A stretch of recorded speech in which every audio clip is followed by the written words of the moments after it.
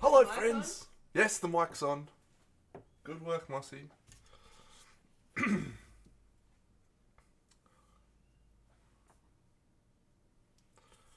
morning, Match Fixer. Good morning to you.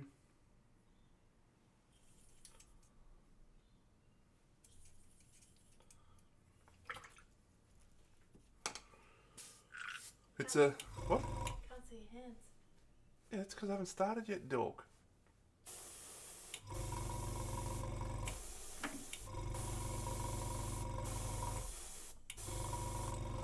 It's a beautiful Sunday. It's been a big week.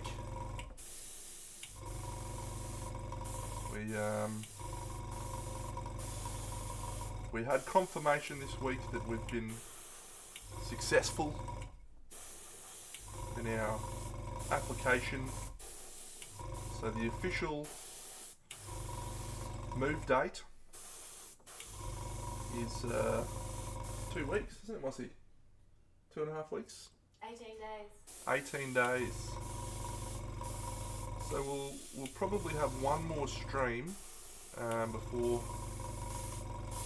before closure day, and then it'll probably take us a week to get set up in the new place, I think.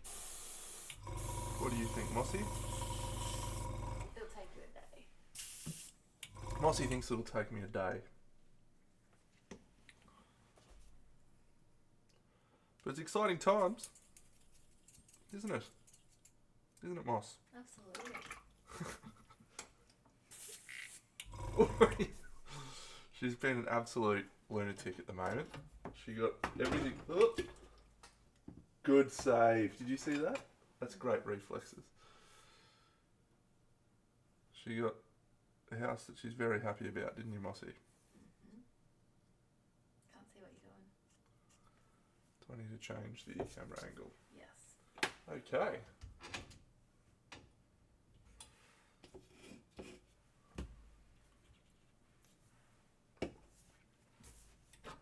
Yeah.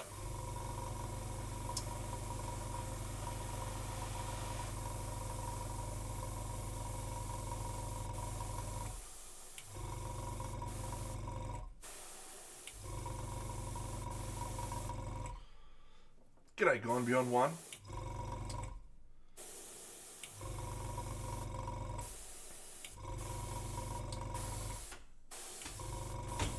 Yeah, so it's an exciting time. It's a nerve-wracking time. I've been here. Many of you would know I've been here for 10 years. Coming up on 10 years. Very close. So, yeah, the prospect of moving and starting again, all very big move, all very new and exciting and nerve-wracking, but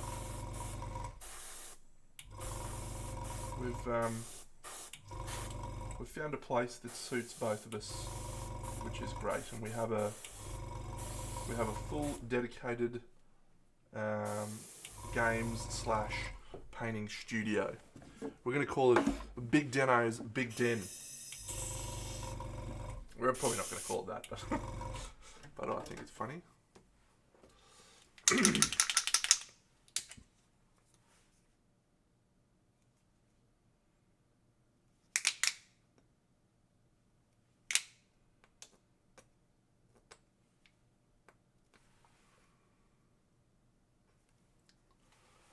Gotta get some more of this royal brown. It's my favourite one. There we go.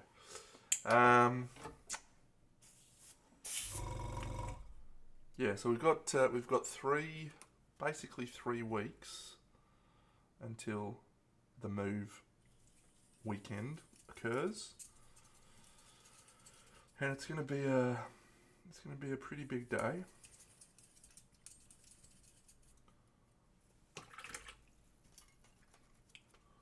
Ah, well done. I'm gonna have to get someone new for taxes, actually.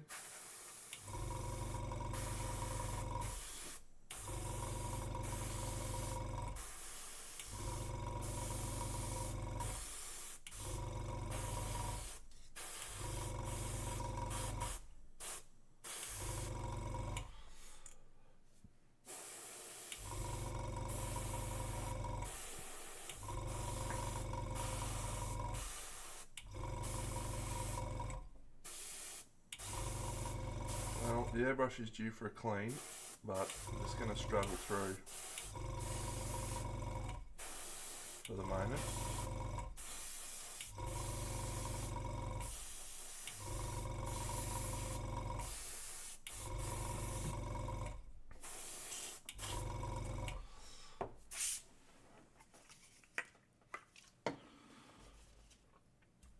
So I don't know if everyone's been... that's a very interesting question. I don't know if anyone's been following Daredevil and or Wheel of Time, but both had their penultimate episodes this week. Very, very good season of Wheel of Time and very, very good season of Daredevil. Exciting to be excited about some television. What qualifies a model as a diorama? It's actually defined elsewhere, I believe, but the answer is multiple models. Generally, you need to have more than one model for it to be classified as a diorama. That is my understanding of it. So, Rhine oxide. Should really use some more of that.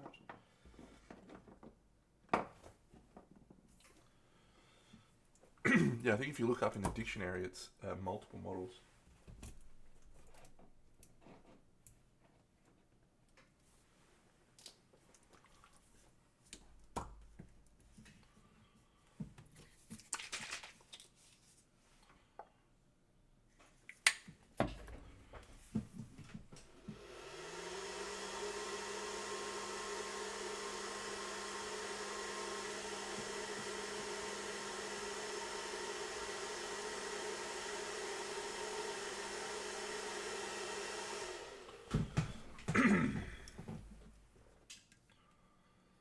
Woke up with a bit of a sore throat this morning, friends, so I apologise in advance if I'm constantly attempting to clear my throat. It is a bit unfortunate.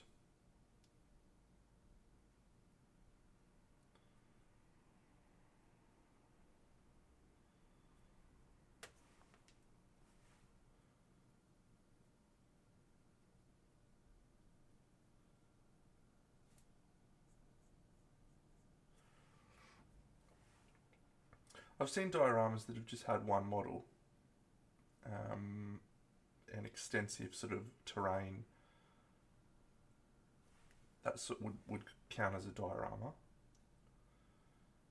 It's probably, for me, it's probably more about the storytelling. If it's telling a story.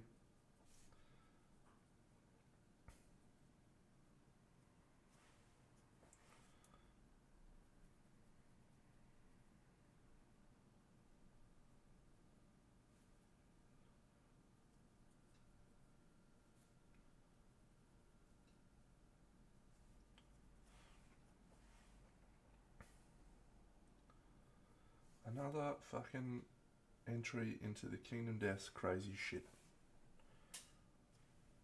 collection.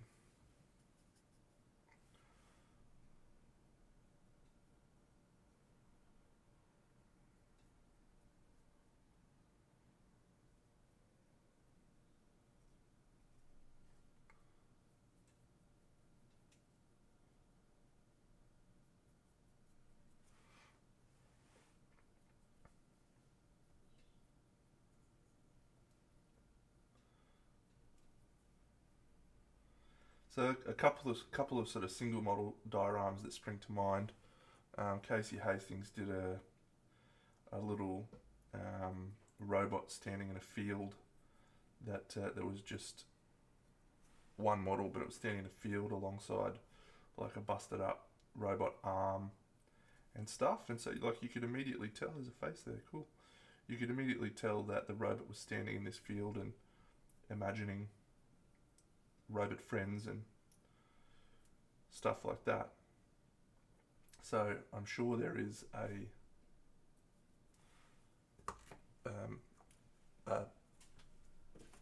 ability to have a diorama that just has one figure, but I don't really know. I think the definition of diorama is multiple figures. That may be a vignette, technically.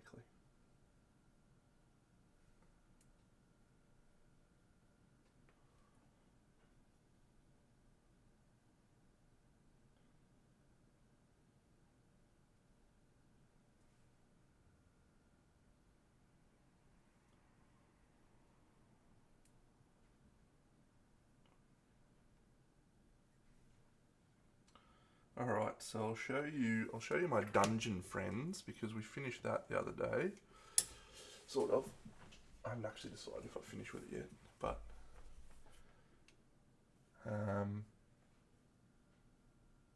yeah, I really like. I did a nice varnish on the base, which looks cool. But I left this bit undone, which I actually kind of liked. I haven't signed it yet, so I haven't quite decided if I'm finished or not.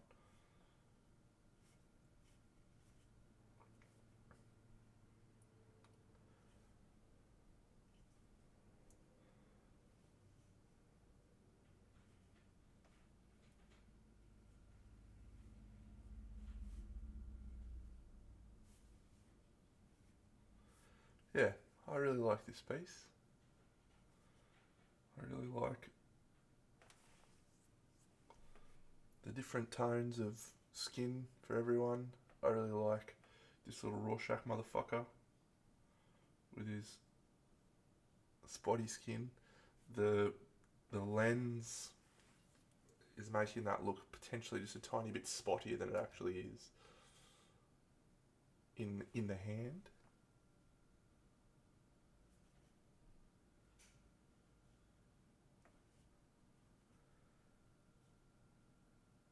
That guy looks cool.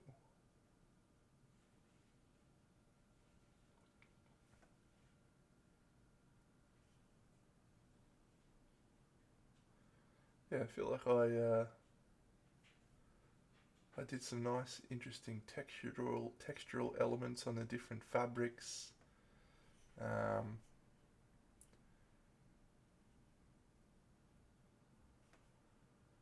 Yeah, I just think it overall feels quite nice.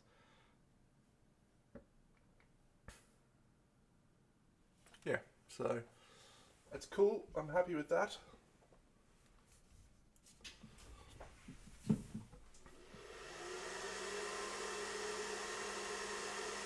You're a sharp motherfucker and nobody likes you.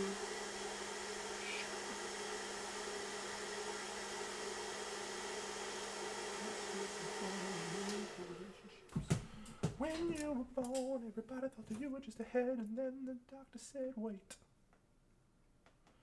Tiny short motherfucker. I hate it. Let's turn that on with my knee. Alright, let's... Yes, I didn't really have a plan with this model. I just wanted to go for some interesting browns.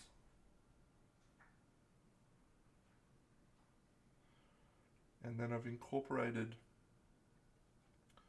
skin tones in the majority of my Kingdom Death models where there's humanoid elements. So these hands here will be skin tone, and then these probably I'm going to run them into skin tones was my plan.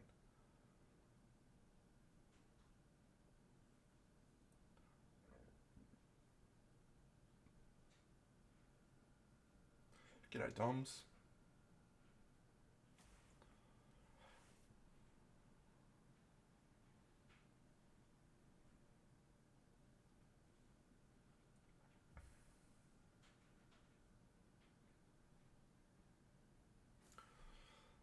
So yeah, what does the move mean for the Big Deno's painting channel? Well, excitingly, it means the return of Party Mondays.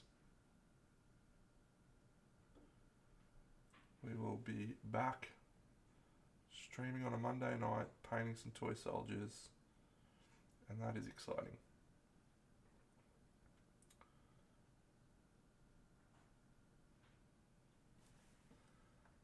We stopped to Protect little Mossy. And yeah, we now get to bring that back.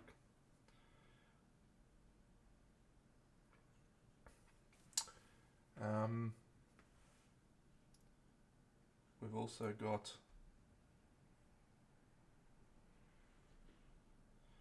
potential to stream other nights and other times.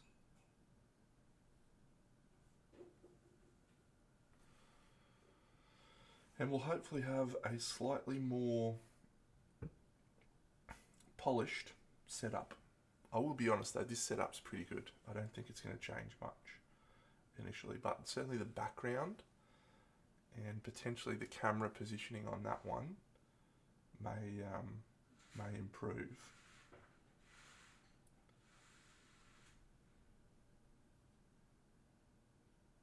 This setup though, this camera setup's probably not going to change much.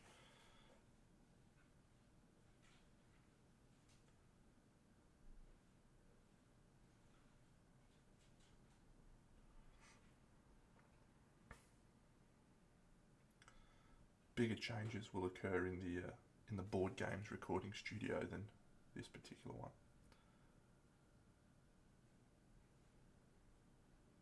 They'll now be in the same room.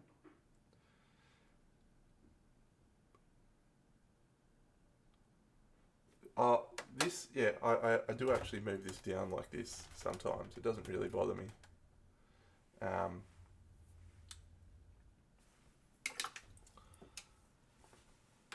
Probably what I should do, hello Sir Blaine, probably what I should do is actually invest in some big proper lights to sit above this. But the funny thing is, like, stream painting takes up, I don't know, 10% of my painting time in any given week. And this little lamp is much better at getting close and getting into the right position. So I'd prefer to have my overall painting area feel like it's designed for my optimal painting experience rather than optimal streaming experience. And the two don't necessarily have to be working at odds.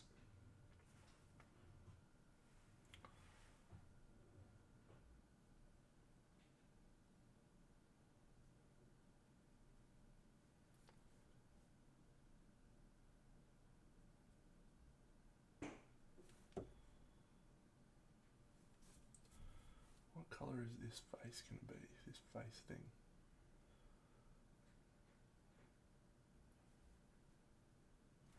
Not sure. Let's leave that for the moment. Some of this. And Japanese brown.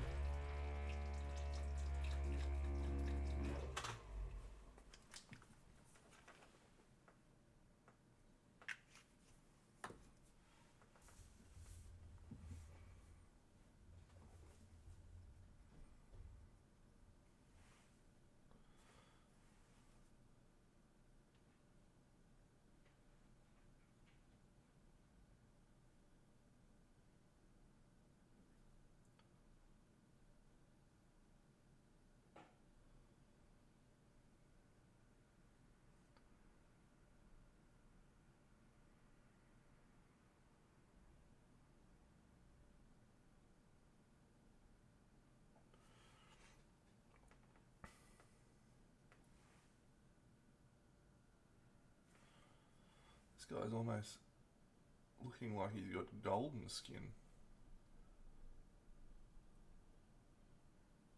It's weird. This is what, hello Double D's.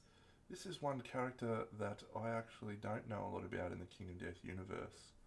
I've got a lot of knowledge when it comes to the Kingdom Death monsters that you can currently play and face because I've played them and faced them and learned all their idiosyncrasies from the storytelling. But this guy, he's not released, so I don't really know too much about this character when it comes to lore or anything like that.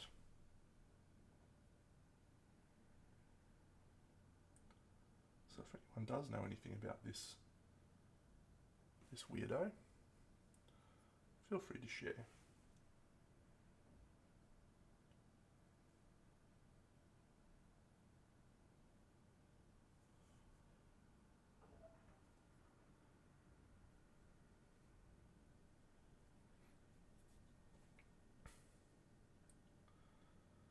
I'm very close to finishing the Oblivion mosquito as well. I just need to do some touch-ups on the fur and then a few other things, and then I'll be varnishing later today. So that's good. I basically set aside a bunch of models to paint over the next 2 weeks until the big move, and I have completed half of them. But that's alright.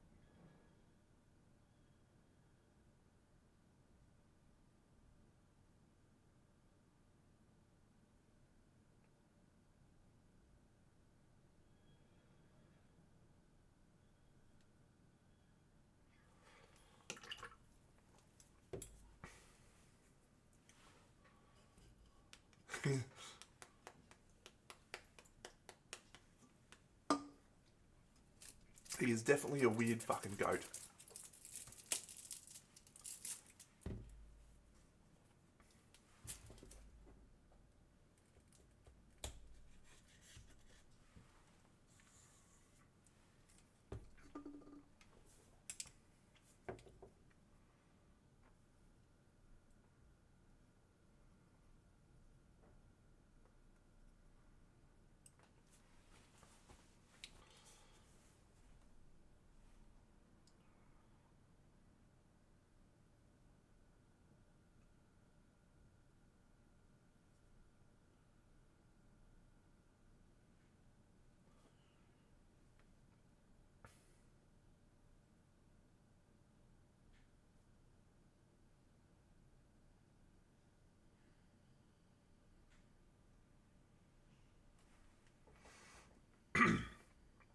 Is he a big brother?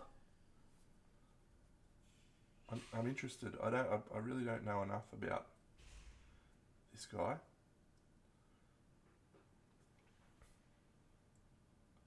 So I know there's a yeah, actually I don't know anything about this dude. Is this the one that brings out all of the screaming antelopes in like a stampede? There's one monster that brings a stampede of screaming antelopes. I feel like it might be this one.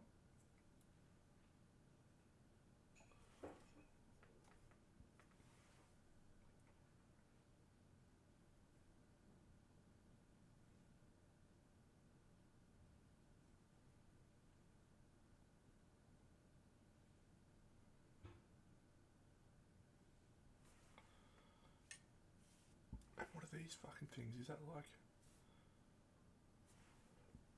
bone?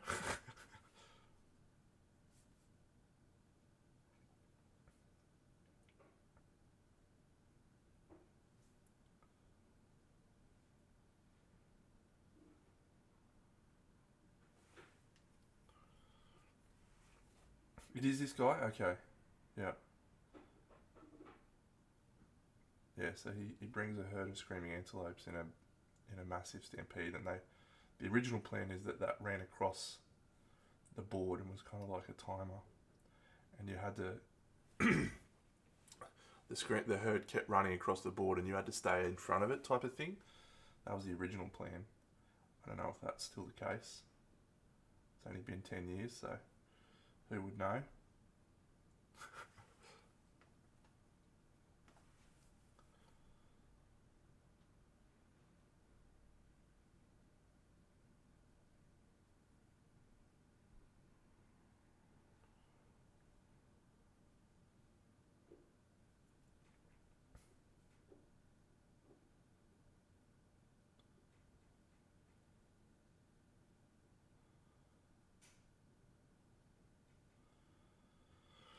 We do have some new Kingdom Death coming this year.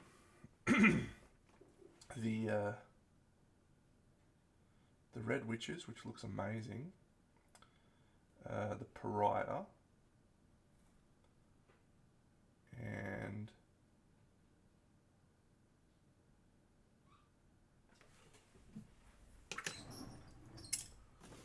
there's some other stuff coming too. Let's have a look.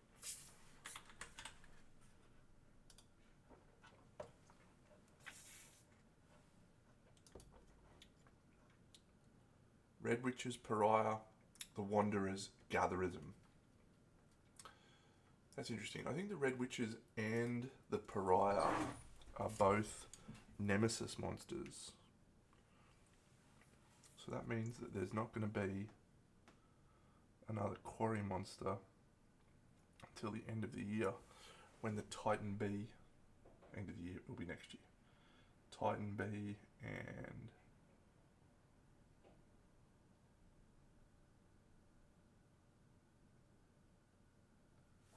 some other ones come.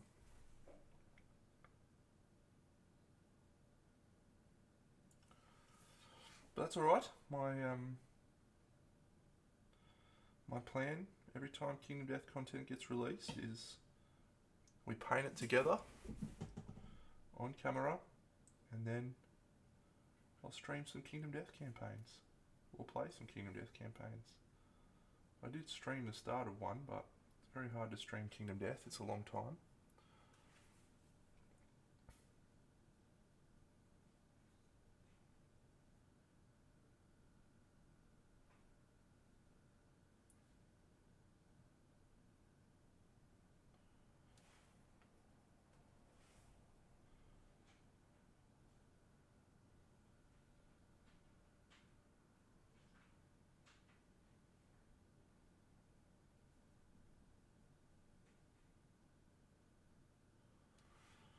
Yeah, there's some crazy shit in there. Like, and some of the stuff that's coming out is even more bonkers. Like, if you look at the updates, the new Parasite, I'll bring it up because I've got the updates open. The Parasite Queen is absolutely fucking nuts. I think it was in here.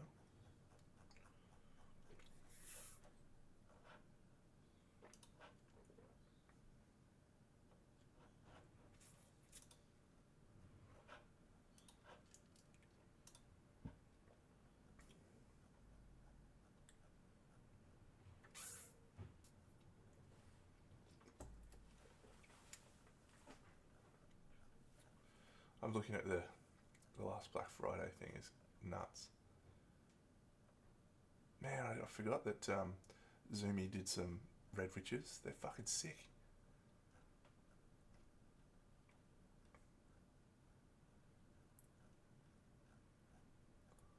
I can't wait for Red Witches. Well, this is a bit silly, Dano. Why are you scrolling? Or maybe I'll show it on screen.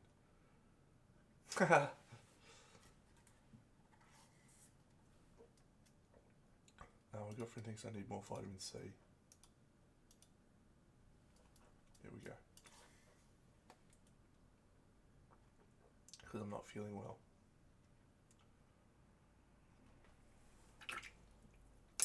I'm just trying to find the Parasite Queen because the model blew my mind when I saw it.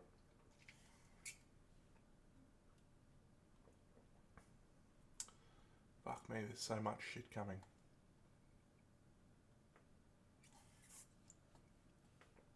These are awesome. This is the new Silver City expansion, which has got like crazy octopus monsters, bone eaters that are like robed bone eaters. Sick. There they are. Come at me, bro. Bone ghosts. Yeah, look at that. Unreal. Where's the Parasite Queen? I'm sure it was in this one. It's going to be unreal. Confront the Bone Ghost Champion.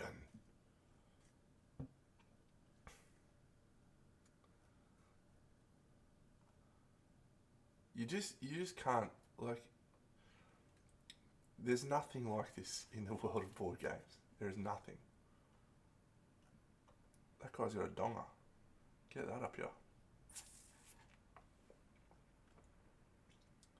Nothing like this in the world of board games right now. Why is this still going?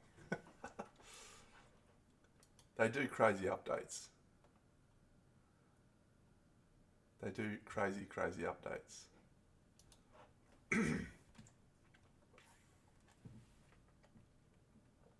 That's a Gatherism update. We're getting that soon. That's cool. She's pretty. Little lady. That is awesome. You may depart with one resource card. If that resource is perishable, it is not destroyed. It's good with the Flower Knight.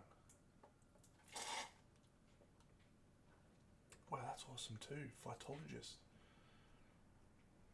I can't remember where this fucking picture is. That's great artwork. Starbound, great.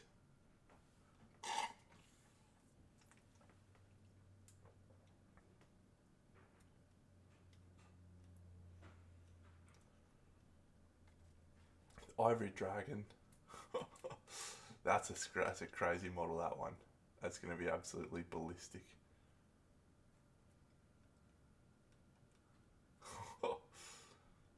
I don't know how many people are even going to paint that, but I will be one of them.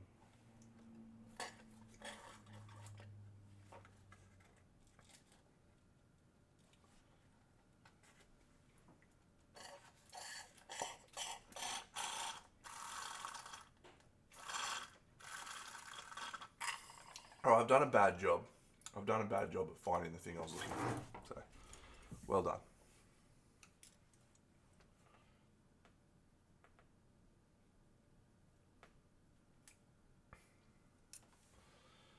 Hello there, Cragzog.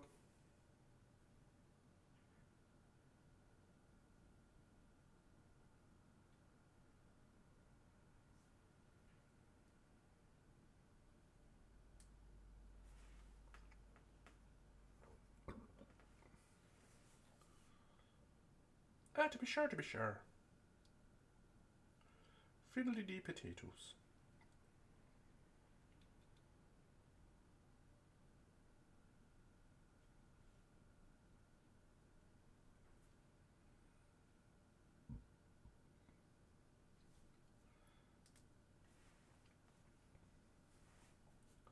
You're a shot, motherfucker, and nobody likes you. Shot!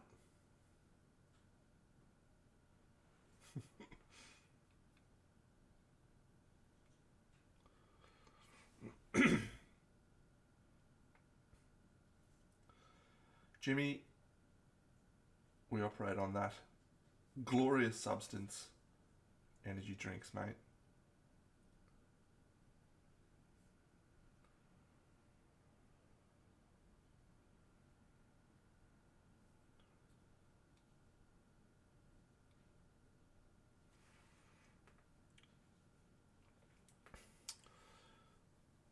O ye of little faith.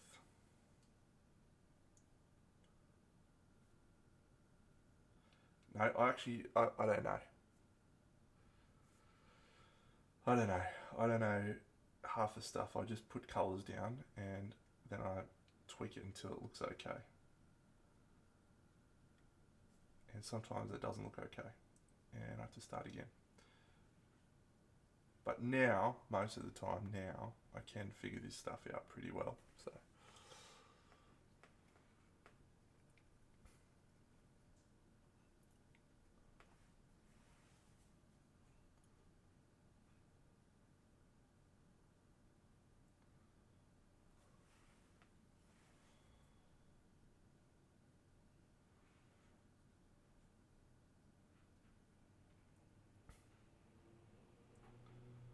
Then we'll do a little airbrushing and that'll blend it all.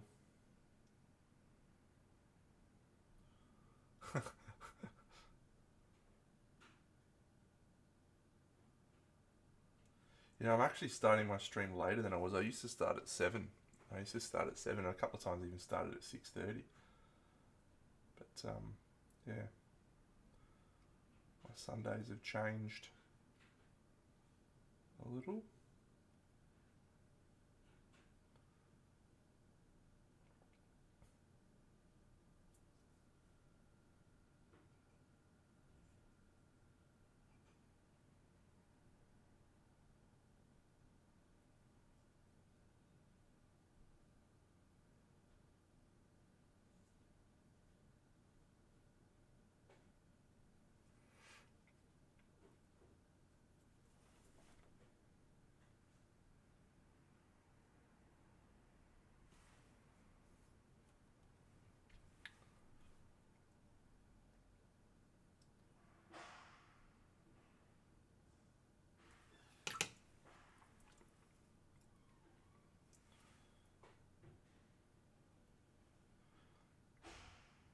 this is completely just off the cuff. I finished this chick. I just like, she was sitting there for ages, half painted, and I set myself a goal of like painting every Kingdom Death survivor that I had assembled. I want to give her a shiny sword because that's the black sword. So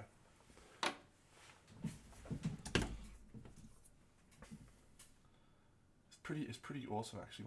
Every time I walk past my cabinet, which is empty by the way, my cabinet's now emptied. Every time I walk past it, I look at it and I just go, man, I'm so happy with the amount of Kingdom Death models I've painted. Every monster. See you, buddy. Oh, is it? Yeah, I've had a bad time trying to get to those the last, it feels like 6 months. I will get to one soon, and obviously with the move now, it's packing time, so that's not ideal. But we'll make it happen.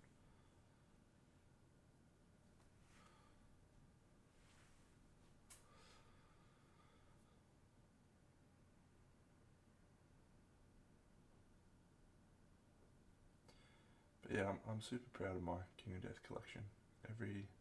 Every monster fully painted. Every monster that I can access is fully painted. I think I've done about 50 survivor models now, all painted.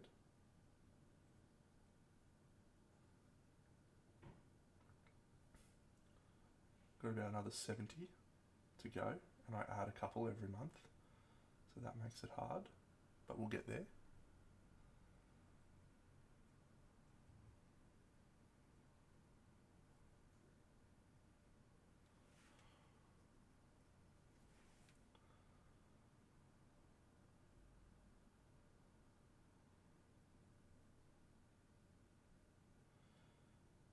And every time we have a new release,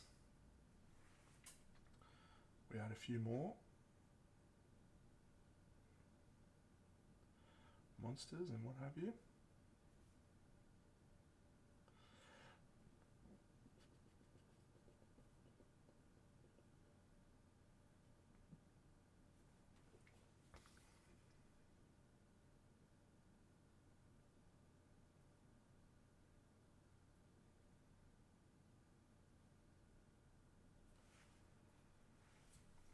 But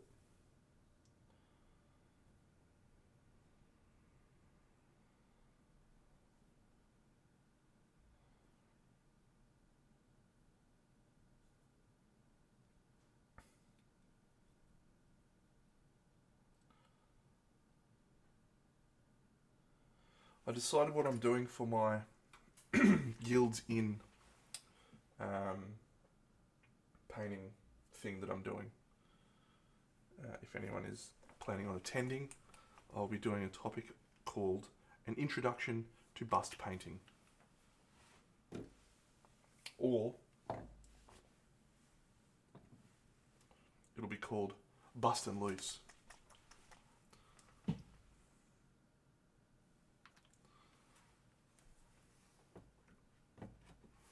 So anyone that's planning on attending the Guilds in and would like to learn about bust painting, that will be my topic.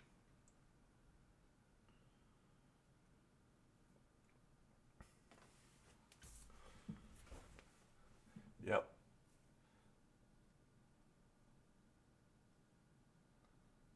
Bust a move. You want it. You got it. You want it, baby. You bust a move.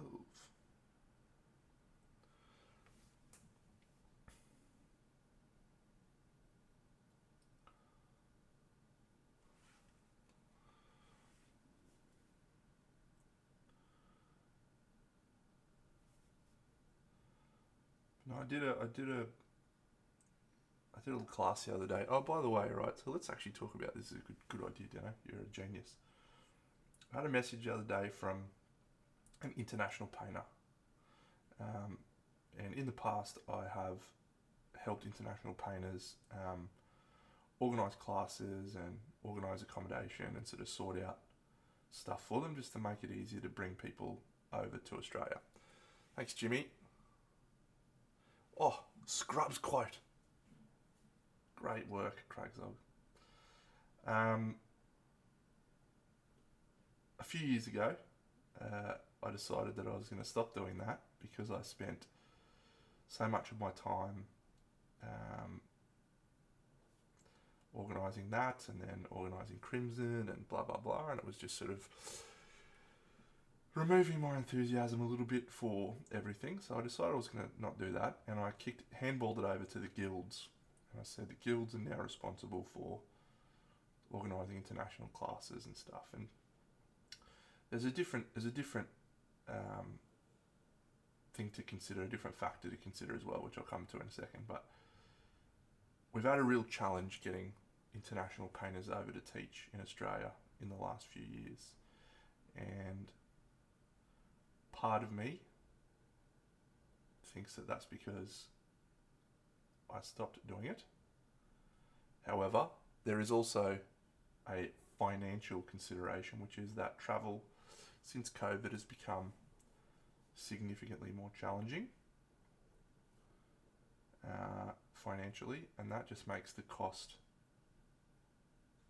quite prohibitive for painters to come over unless they can recover that cost, and that then brings the issue of how much is the class going to cost to the average Joe Blow. And I used to have in my head this limit of $300 is like the maximum that people would pay for a class. You know, maybe a smidge more, but that was kind of your upper limit. What do you think, friends? What do you think is a reasonable amount of money to charge for a class? Because some of the other international painters that we've talked to have been up around 600 a class. And in my head, that's just too much.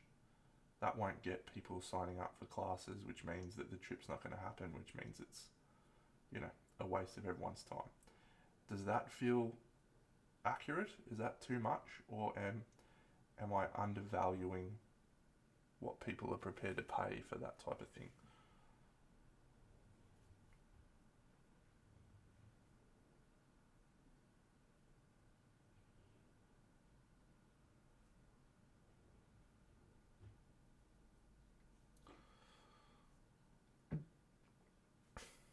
Yeah.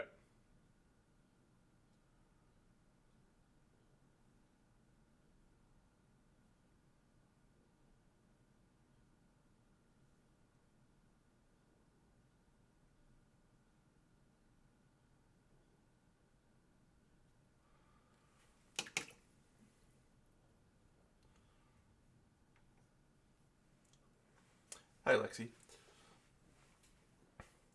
And that's a good point, mate. There's definitely people out there that would pay X amount, whatever that amount was, if they perceived value.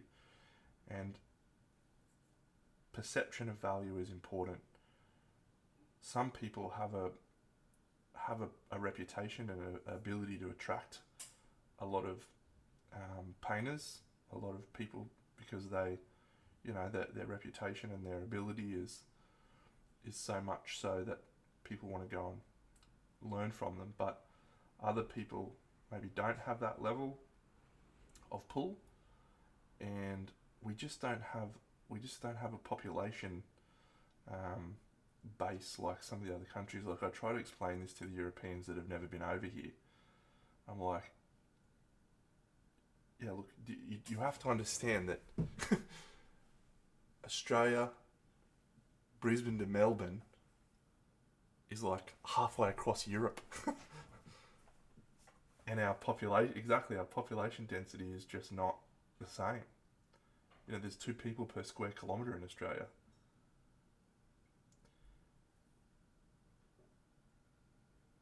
But anyway, it's a separate argument, discussion.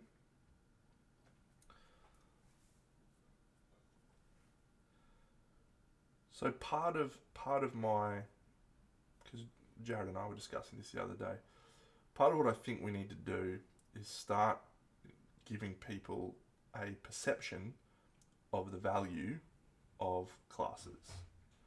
And I think the way that we do that is by doing classes with Australian painters. So Australian painters can conceivably run a class in Australia, and the actual cost to them is negligible. So we can charge what we believe to be a reasonable amount for a class, and people will pay that, right? Because it's in that ballpark. And then what we do is we get people going to those classes and they go, wow, that was such a great experience. And that then in turn goes, well, wow, I really would love to learn from X international, European, whomever. And I know it's going to be worthwhile, and I know I'm going to get some value out of it. So I'm going to sign up for their class. So that's step one, I think, is we need to increase the perception of value with Australian classes. Once we do that, because it's been, like, if you go back to pre-COVID, you know, I was organising a class for an international painter every year, and I did that for about 5 years, aligned with at the time it was called Crystal Dragon. You know, we had Craft World, we had Roman Gruber, we had Kaha. Who else did we have? We had a French guy who sculpted, Romain Vandenbogart. That was a great class, by the way.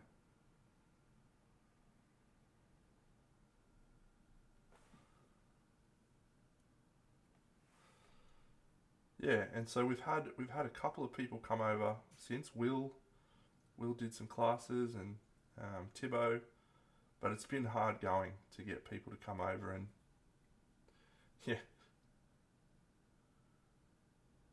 Well, Roman Lappet, when I asked him, his reason for not wanting to come was the spiders. Is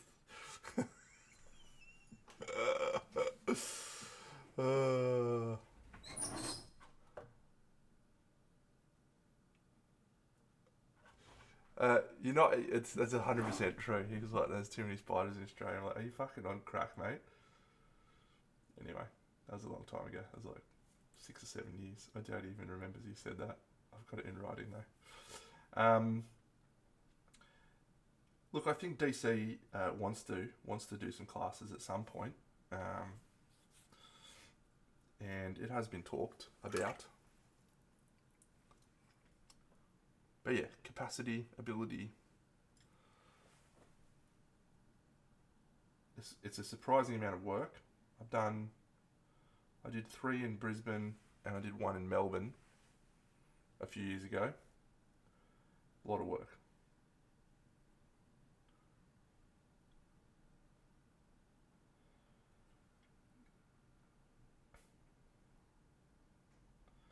I think for Melbourne in particular, I think I had 12 or 14 people, and I was like, that is my absolute max number of people that I can have in a class. And I had whatever I got charged for the venue, which was House of War, and I had hotel and a couple of other like car hire and other stuff.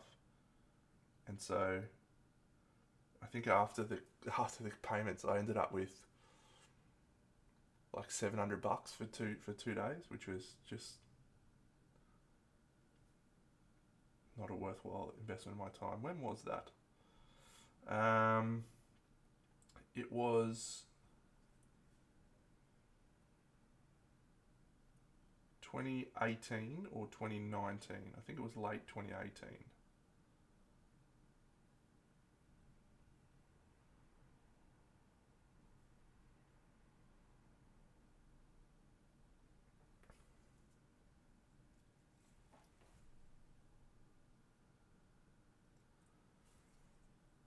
And the reason that we got onto this topic in the first place is because that was a class called The Introduction to Bus Painting by me. And so I'm going to do a short, abbreviated rehash of that for my girls in class. Yeah, we had a really golden period there, and I'm comfortable tooting my own horn on occasion, right? As I'm sure you all know.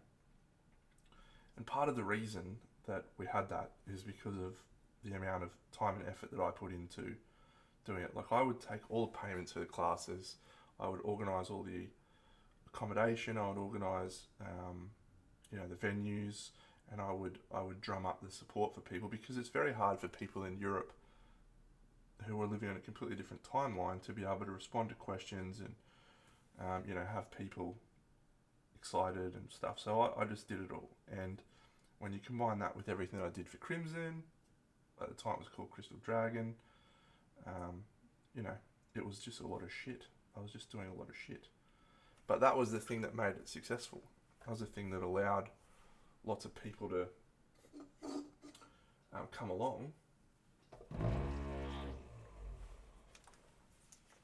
because I was driving it.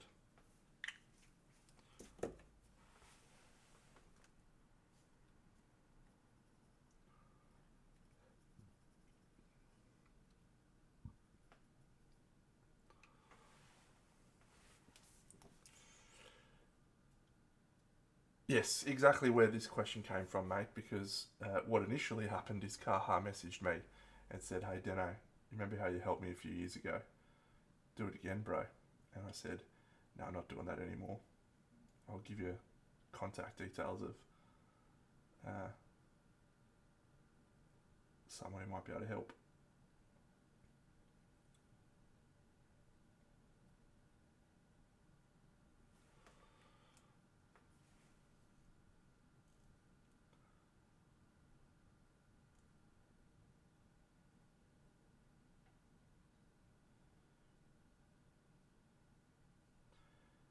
But the problem, as you've correctly alluded to, is now cost. Because it's difficult economically for European painters to come over, and it's difficult for us to convince the Australian painting community about the value. No, it certainly does not. When you say, yeah, €300, you're like, oh yeah, that's reasonable. I could pay that. Until you realise that's like 600 Australian. The fuck?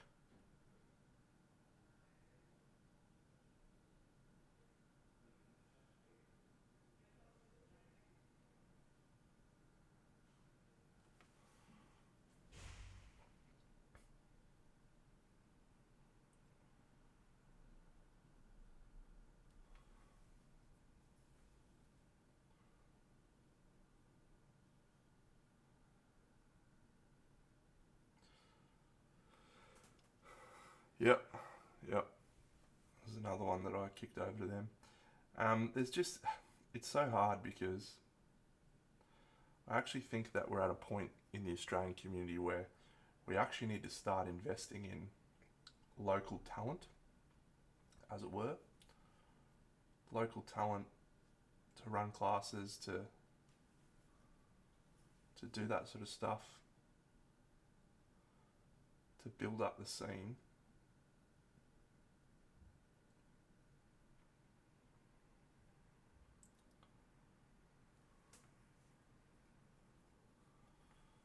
I think that's where we'll have the most bang for our buck, but you've probably got, maybe 10 people that would be able to attract an audience. Obviously Dave, probably Nat, Jared. Don't know if Jared wants to do that though. Jordan and Kyle probably fall into that group. Bucks.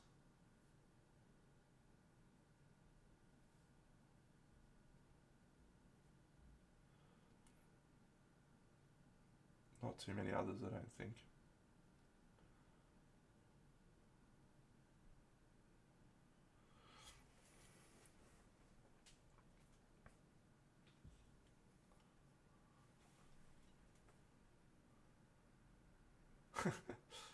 That's the thing.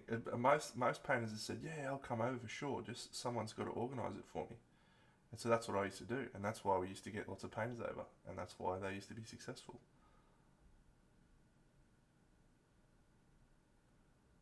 Shan't be doing that anymore.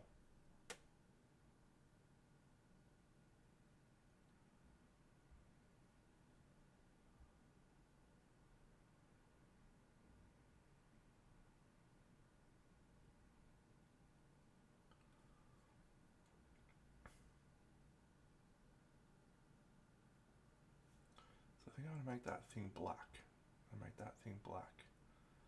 Maybe, I don't know what colour I want to do this face thing.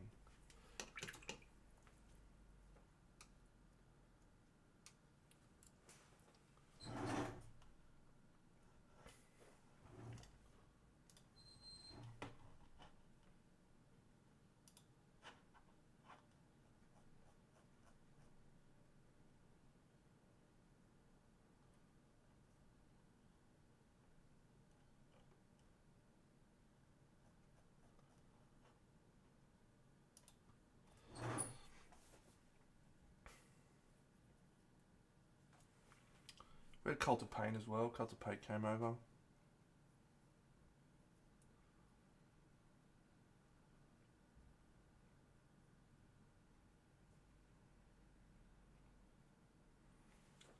Yeah, sculpting is awesome.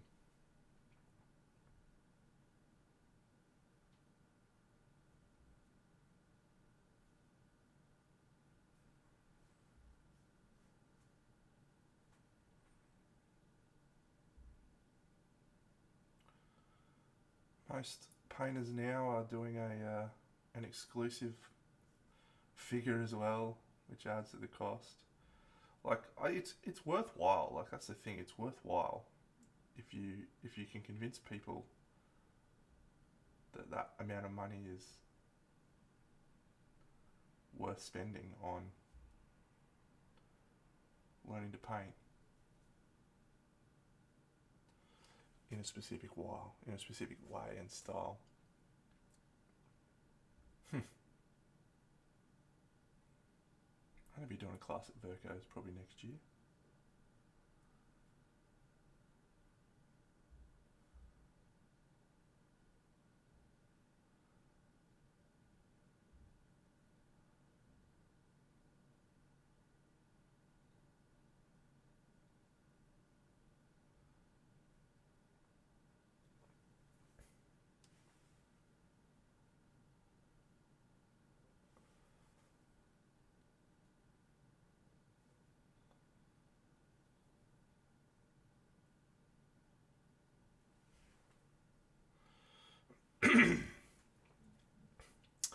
Yes, that is the challenge. Disposable income.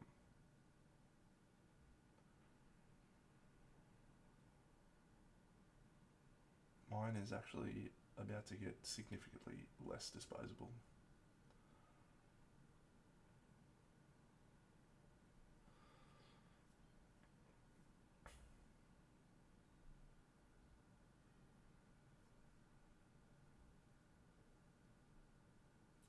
Now, I'd like to discuss something apolitically without having any specific judgment one way or another. But there's been a huge thing happen in the last few days/week over in the board game world, and that's this tariff situation out of the US of A. So now we've got lots of USA people in here.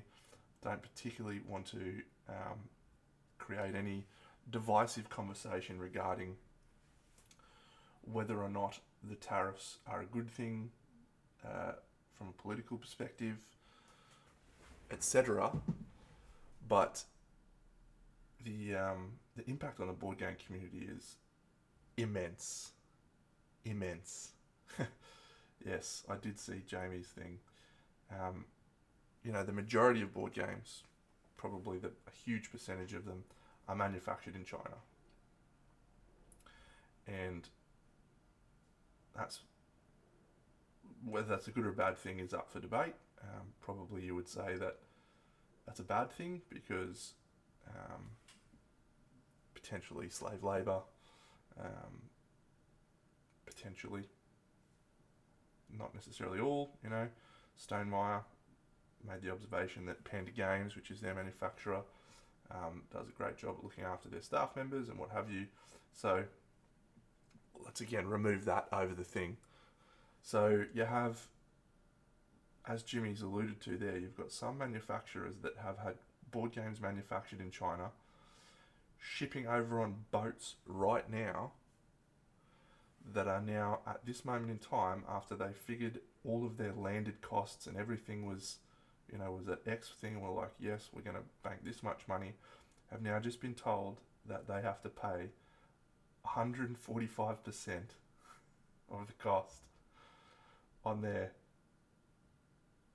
products that they're bringing into America. Like, it has literally bankrupted some board games companies and producers in a matter of days. It's wild. It's absolutely wild. And I'm not laughing at their misfortune. It's just like, the fact that this can happen is such a crazy thing to me. Yeah, Kingdom Death is going to suffer it. There's going to be an increase in costs pretty much in the board games community as a whole. Everyone in board games is about to have huge impacts. And yep, that creates more challenges for Onart's Red Mage. Exactly. You've got Europeans who've been paying VAT for years that Americans haven't paid, and now all of a sudden, because the American price has gone up, Europeans now have to pay more. It's a lose-lose for everyone in the board games world, I'll specify. And I'm sure there's other industries that are impacted just as much. So I'm not singling board games out in general, it's just that's the direct impact to me and to us.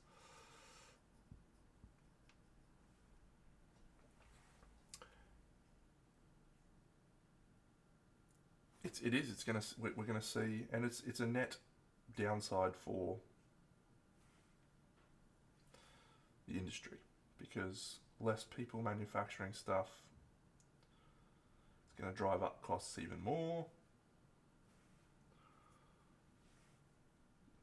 Small companies, innovative companies, there's a couple that come to mind, like Leviathan Wilds is just this scrappy moon crab games. They're just this little scrappy company that's got like some staff, 3 or 4 staff, and they've put together this incredible game that people have just jumped on, and they're now struggling. But there's an interesting side story alongside this, because there's a game that I played last year, which I spent a lot of money and time trying to find, called Earthborn Rangers. Did a full playthrough on my channel if you'd like to watch it. And Earthborn Rangers is a game that's all about sustainability and the environment and the impact on the environment and that sort of stuff.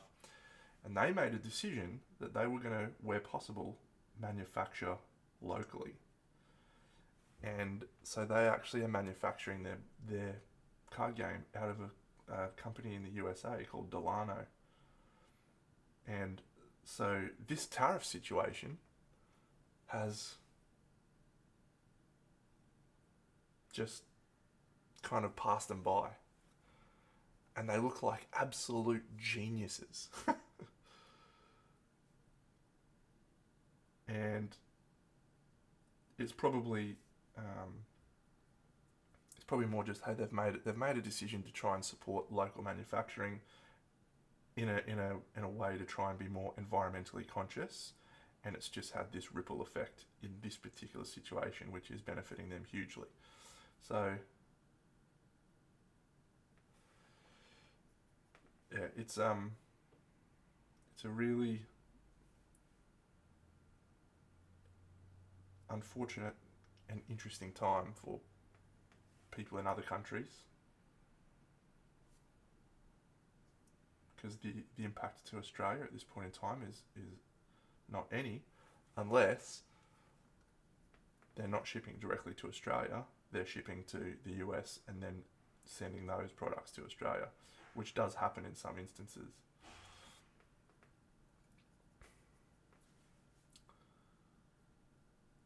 But this is a thing that's going to have impacts for a long time to come, I think, unless it gets backed down from, which I don't think is going to happen.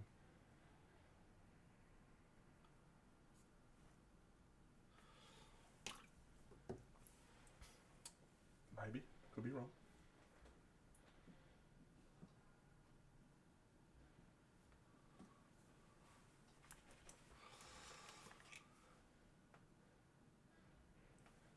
Yeah, I really feel for manufacturers. Like, there's some companies that are just staring down the barrel of these products that are on a boat. I can't stop. I can't change it. They're coming in, and I have to now pay a six-figure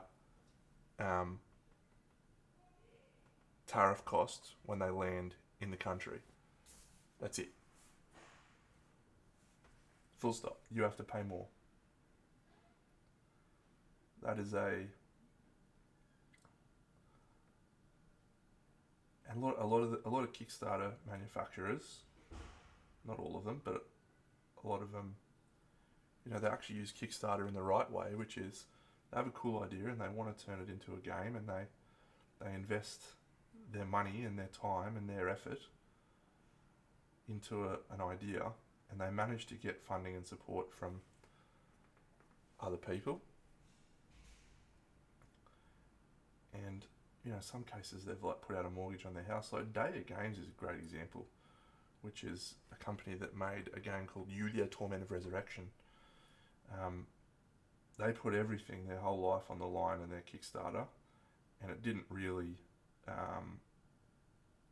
pan out their first printing, but they were like, yes, it got some great press. They're going to do a second printing, and they had to make like $400,000-$500,000 or something, or $1 million for it to pay off other parts of their time and the life they'd invested in it, and it didn't. The second Kickstarter printing got to like 300, 400,000, and they're like, that's it, we're shutting down, everything's done, we just have to live with the consequences of this mistake. And they were fortunate enough that Steamforged Games came in and saved them, and manufactured and did stuff and allowed them to continue, and they did a third Kickstarter thanks to Steamforged that's hopefully put them in a great position. But that's an example of how Kickstarter can go very, very poorly, and this is another one.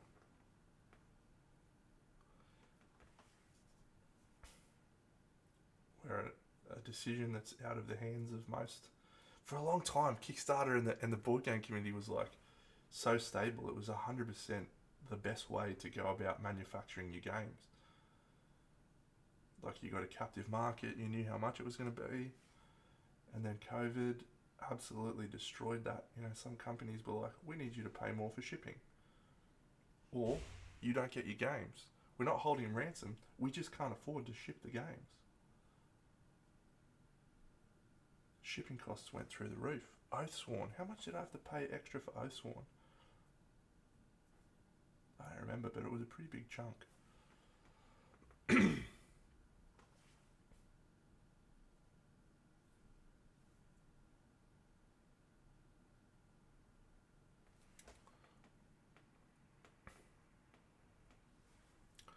Yeah, so we will see what happens over the next few months with the board game world, but very likely the only thing that can happen is prices are going to skyrocket, which takes board games from what is already, a luxury good into even more of a luxury good that few people can afford.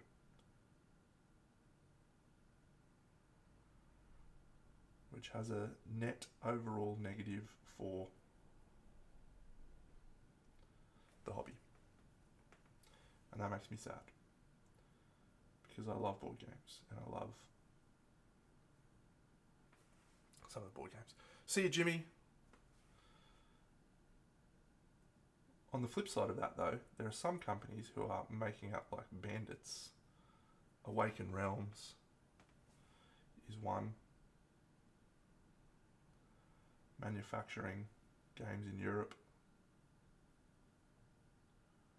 or just European companies in general.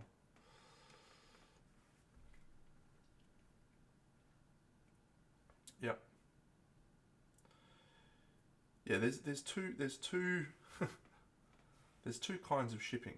There's to your door shipping, which is the Australia Post of the world, and yeah, that's like $10, $15, $20. It's negligible amount. But then there's the logistics of getting a shipping container from one country to another, and that is a whole other board game. Funny joke from me there. Yeah, you've got last mile shipping, and then you've got other shipping, and the other shipping is where all of the costs come from. And those costs just continue to go up and up and up.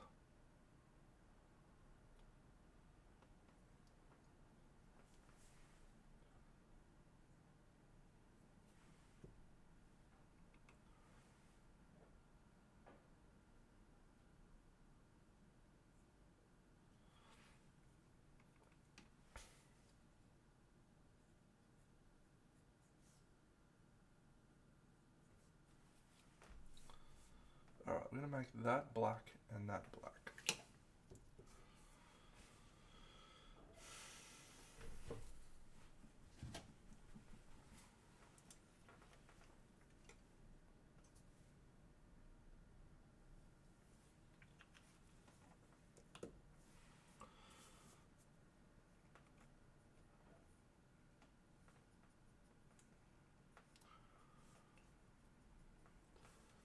Yeah.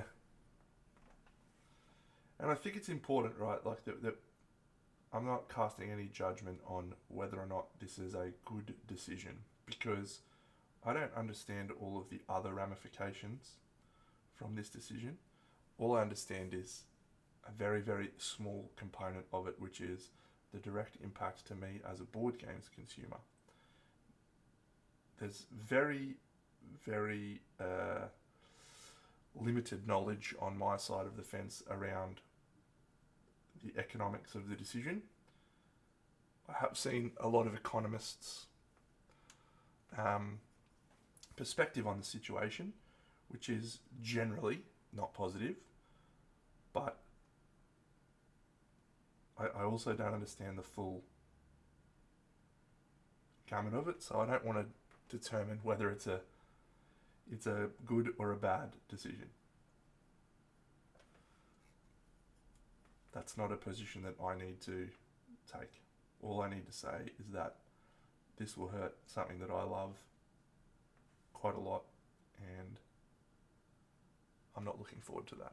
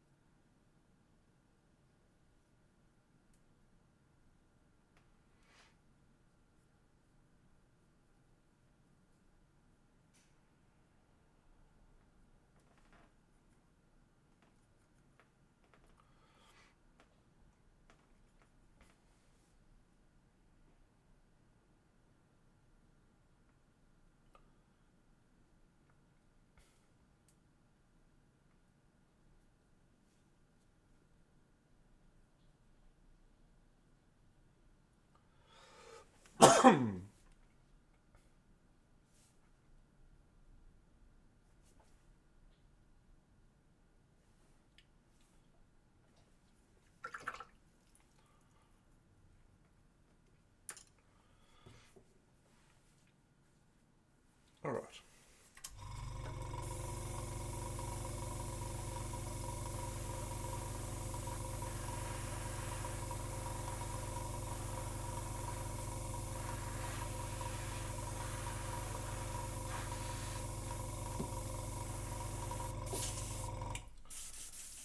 Now we have to figure out how to make this look actually good.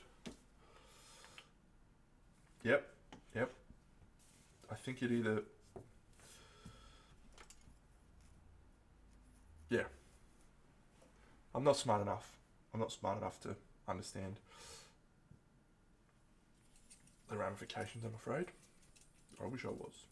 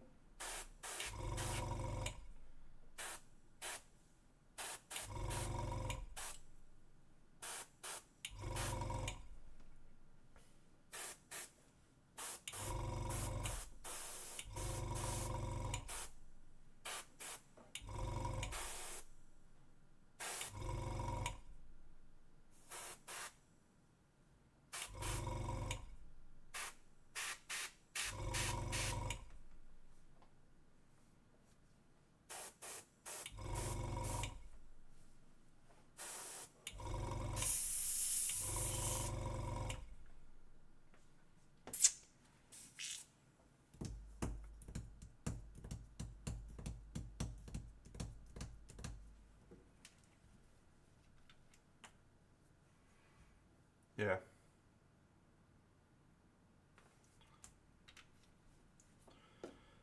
Yeah, I don't think anyone is out there claiming that that miniature painters are trying to rip people off with their class pricing.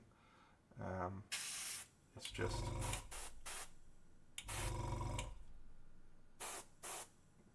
that's how much it costs to do it.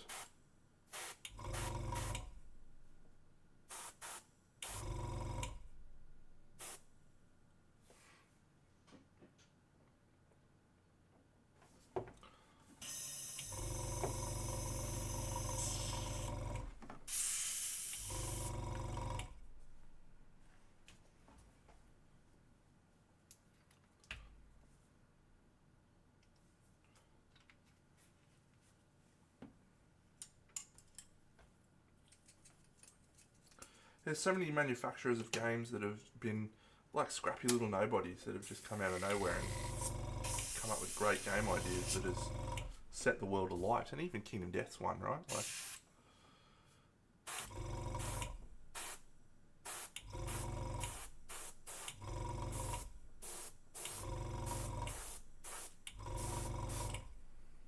hey Tui.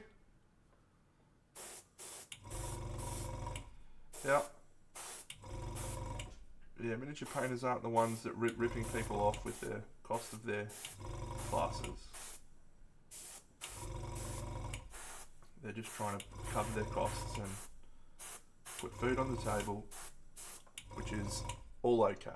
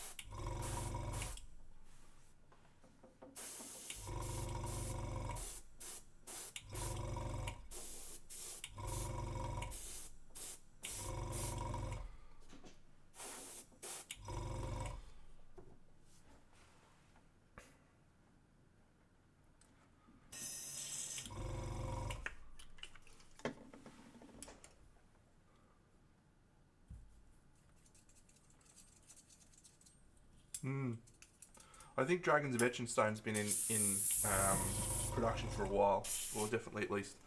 And they also did last year. They did the other little one that I've got, Tanglewoods, 20 strong. Yeah, we just live in a interesting time.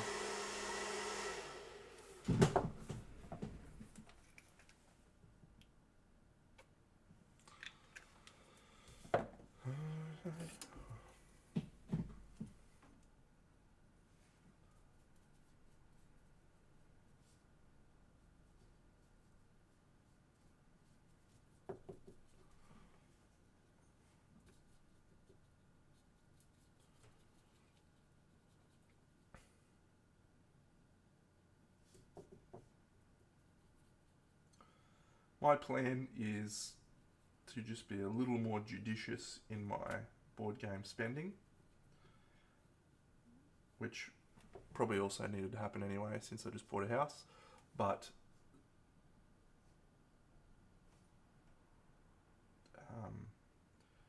the other component to that is, where possible, I think it's really important to continue to support those board game companies that I love,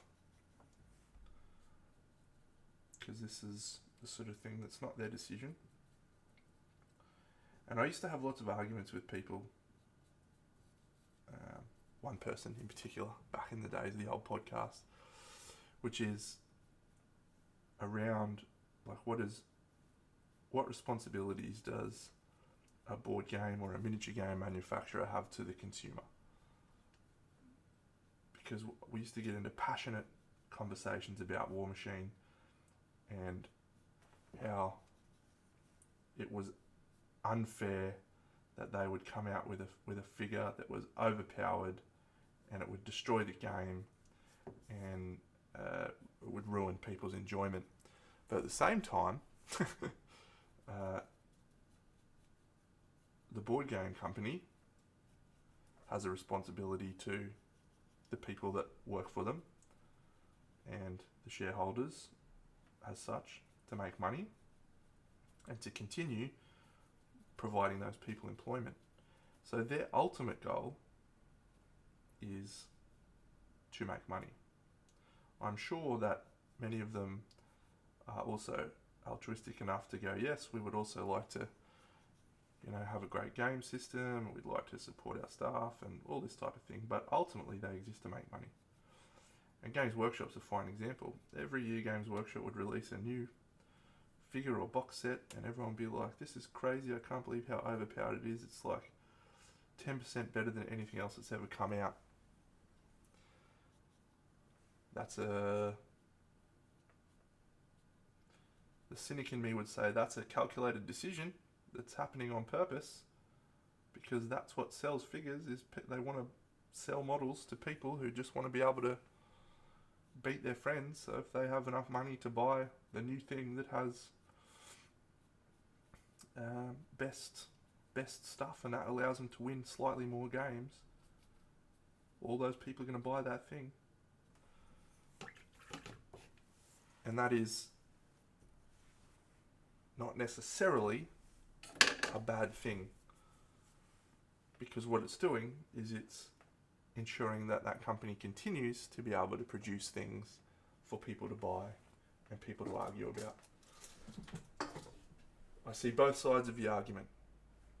Yes, the two aren't necessarily mutually exclusive, where you have a company manufacturing a game, you want that game to be balanced and everyone to play that game to have an even chance. On the flip side, the company's responsibility is to make money, and if having a slightly unbalanced game allows them to make more money and continue to produce that thing which everyone loves and is excited about, then is that not the right path to follow? So any decision that a company makes from now on to allow them to continue to stay in business, I'm not really going to judge them for that. But I know not everyone has that same perspective as I do. And I think part of the reason I have that perspective is that I've also come from a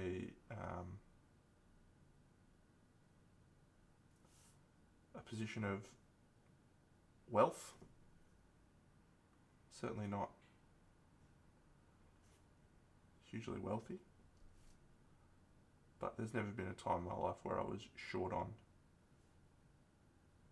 food or necessities, which I know is a very fortunate position to be in.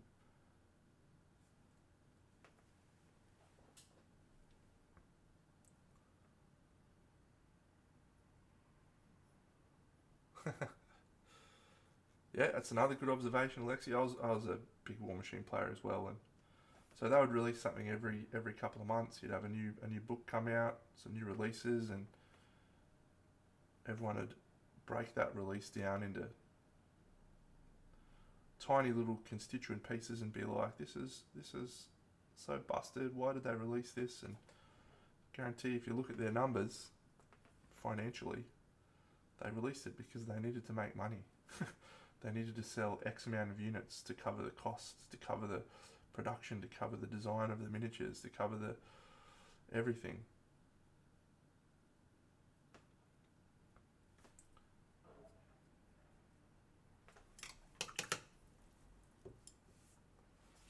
Yeah.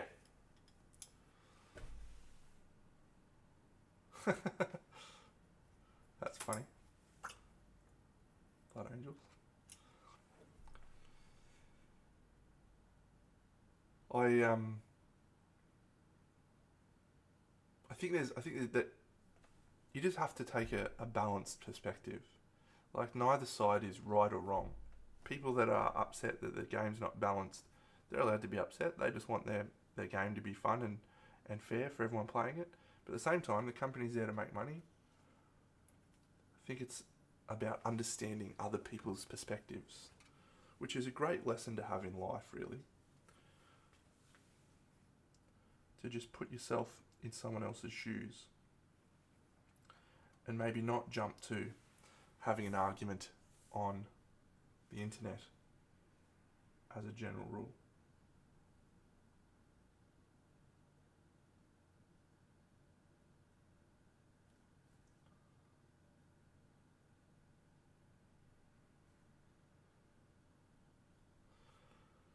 They do.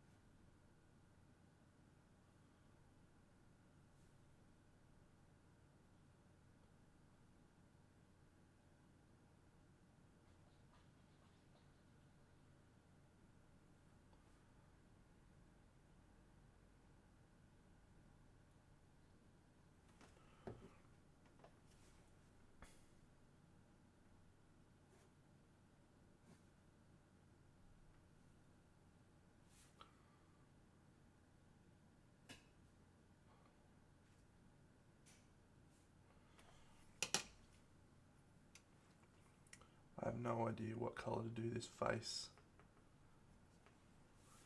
Should I do metal? Should it be like a metal face?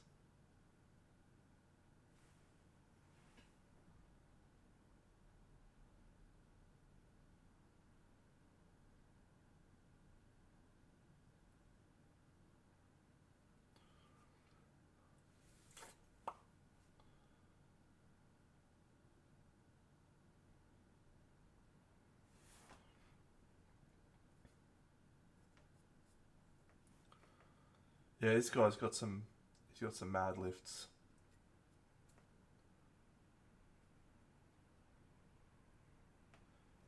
Some hefty goat bowls.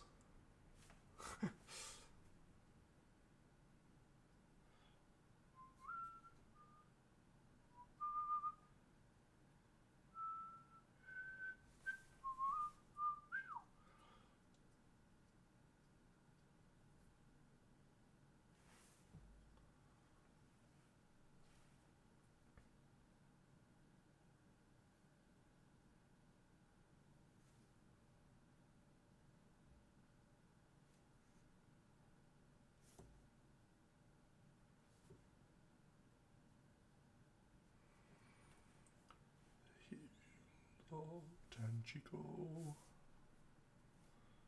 The heels of Tanchico. Hey.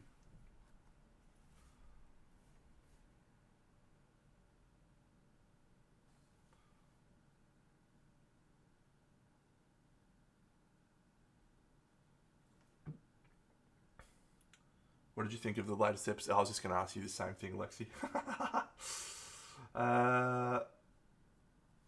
Look, I actually think it was probably one of the weakest episodes of the season. Unfortunately, there was aspects of it that I loved, and there was aspects of it that I just thought were a bit weak. On the whole, I reckon it was like a 7 out of 10. But my issue is that the rest of the season's been like 9, 10, 14. So it was sort of more like late season 1, early season 2 levels of quality, which I think is still pretty good. The aspects that I didn't like, I'm just not enjoying the Alana girl channelers situation in the whole show. And maybe that's just my book perspective, where the one power is so difficult to learn, and like Rand has to get capture a character to help him learn, which might actually be happening with a different character in the show. We'll see. Just to be able to learn, because he was so untrained, and yet here's a couple of little girls who are like, yeah, I know how to use the one power. Let me heal you, Alana, like 3 times.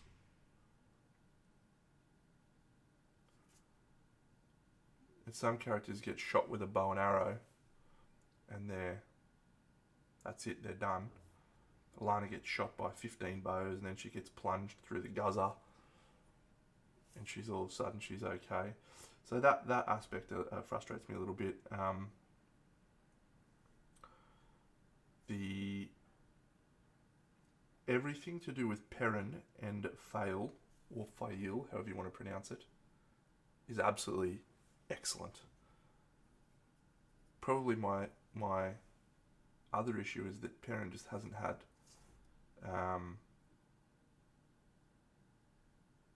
he hasn't had enough moments where he's been at the forefront leading. That's a minor complaint. He's okay. And the one change that happened right at the end,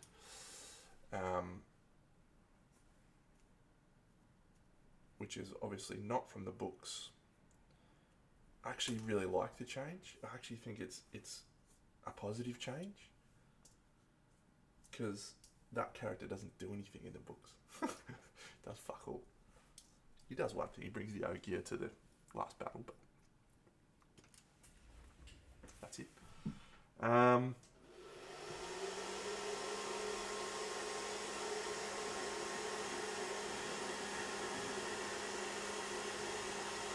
So I reckon they have to be, with the amount of screen time they're giving Alana, they have to be setting up for that with Rand, because there's no other reason why. She's like a bit character in the books. She's just like a nothing character. She's in the 2 rivers and she does a bit, and then all of a sudden, out of nowhere, it's like, oh yeah, how do you like these apples? And then even after that, she doesn't appear in the books again for ages. So, yeah, in my opinion, they have to be setting up for that. And I apologise for anyone that doesn't understand what we're talking about. I'm being a bit obtuse intentionally because it's a pretty... it's actually quite a divisive moment in the books because it's not very... it's not okay. Anyway, we'll see if that happens in the books, in the show. But I think that's what they're setting up for, personally. So, and yeah, I understand they have to make changes to the show to first of all condense it to fit it into the timeline, but also, you know, it's so hard to show what a character's thinking. In a book, a character thinks something and it's like, cool, this is what they're thinking. Easy enough. And Perrin's very much a character. The casting's been bang on for everything. The Perrin's very much a character who doesn't talk much in the books. You know, he people think he's stupid because he just spends a lot of time thinking, and he's not stupid. He's just methodical. He's just considered with his strength and with his actions, because he's always been bigger than everyone else, and so it's very easy for him to hurt people unintentionally. So how do you project that onto the screen? How do you make that work as a character when you can't hear their inner monologue? It's very difficult.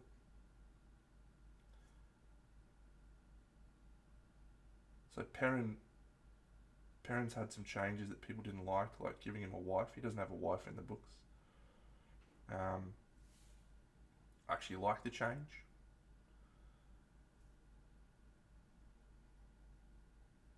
A lot of people didn't. I liked it.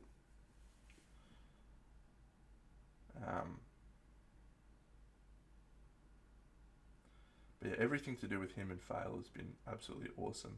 Like, their relationship doesn't feel forced. It feels... And when you think about how much actual screen time, yeah, they've done a really good job.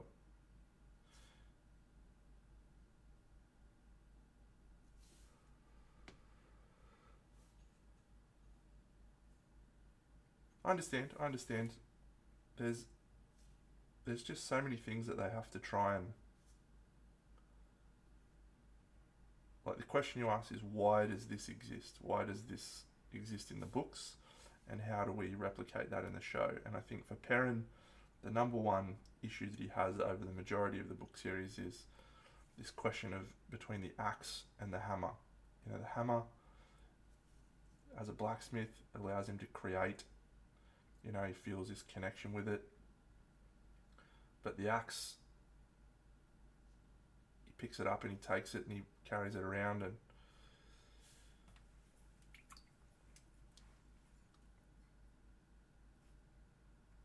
it's a cool challenge that he wrestles with for the whole book series until the very last book. And it had an amazing payoff.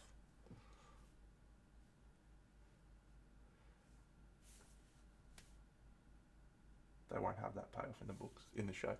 I can't wait for Dumais Wells. Like, one of the moments in the book, the very first time I read it, even now, if I was to read it now, I would have tears running down my face. I would be jumping around the room cheering. Is a moment where Rand says these words, "They shall pay. I'm the Lord of the Morning," as he I don't want to say, because I think it's going to happen next season. I think it's going to be amazing. But that moment, fuck me, absolutely rustles my jimmies. Love it.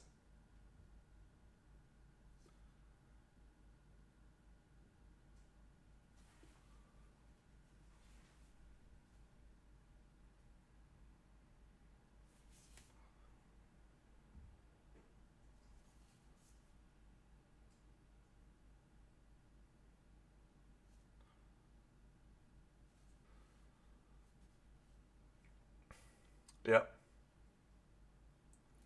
Yeah, so that was brilliant, right? Like that's straight out of the Stone of Tear. And it's moments like that that make me think, well, you know what?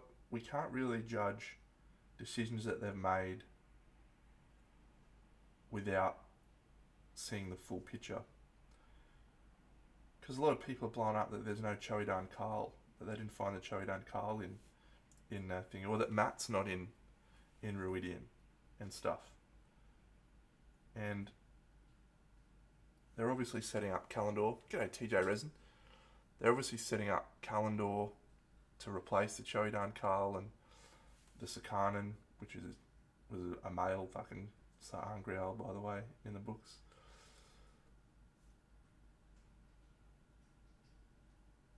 Only 8 Forsaken. But yeah, I think it's important to just look at those moments in the context of the whole show. Because I think some of them will prove to be really good choices. Well, the Choedan Carl is very impactful in the end of Book 9. That's why they existed in the first place, I think, for that moment. But if you can do the same with Kalendor, yeah, no worries. Book 8 was such a letdown, by the way, Path of Daggers. When I read it for the first time, I was like, oh, people were saying the fucking wheel times jumped the shark. Book 9, the end of Book 9, another moment where I was absolutely frothing.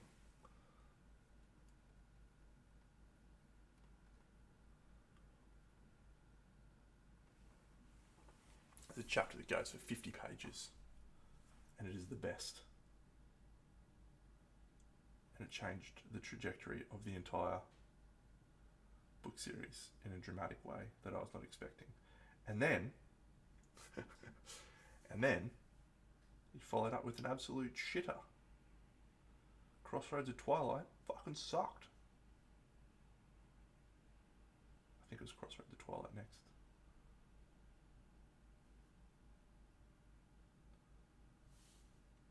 It just spent the whole fucking book talking about everyone else's perspective.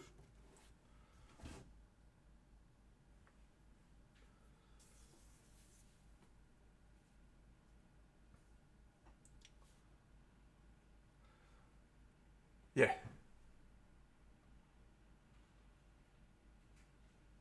Indeed. Shadar Logoth.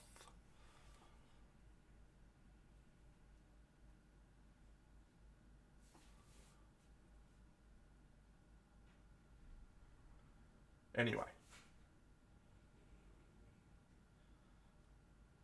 As someone who has considered themselves a passionate Wheel of Time book fan since the age of about 12, I am loving what the show is bringing to the table. It is not, and nor will it ever be, a replacement for the books. It is a wonderful interpretation that we all get to enjoy. Alright, that's it. Yeah, end of Knife of Dreams makes up. Knife of Dreams is sick. I'm going to leave it there, friends. It's been just on 2 hours. I'll probably be finishing this later today. And I'm going to finish the big scary winged girl. Here's this in case anyone didn't see it earlier. I'll just zoom in on some bits so you can zoom in. Yes, see you soon, Chewy. Yeah, I'll talk about Wheel Time for hours, mate. I love that shit. I particularly love... Stop wobbling, you little fuck. I particularly love this little guy's skin tones. I feel like he came out really great. I've got lots of cool colours in there and he's quite interesting. This little Rorschach motherfucker, he's cool. I like him.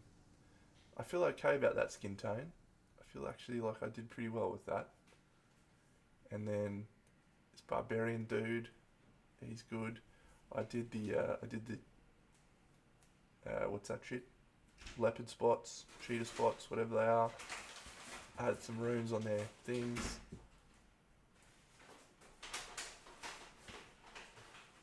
The elf looks pretty good from that angle. I don't think he looks all that good from that angle, but... And what we're seeing it right now is in hyper zoom. Let's see how much zoom here we can get.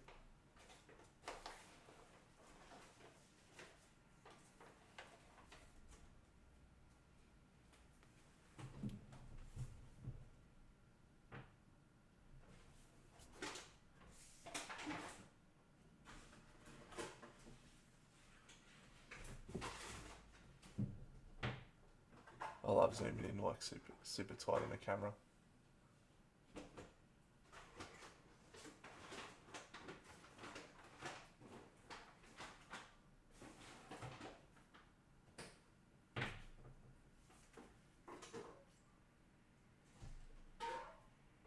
Anyway, there it is. It's a fun piece. I may do a little bit more stuff to it. I haven't decided if it's finished or not. That's why I haven't signed it yet. But it's fun. It's a challenging piece. I look forward to seeing other people's interpretation. That's all, friends. I'll catch you all next week, which will probably be our last stream until we move into the new house. So I will catch you all then. Have a great week.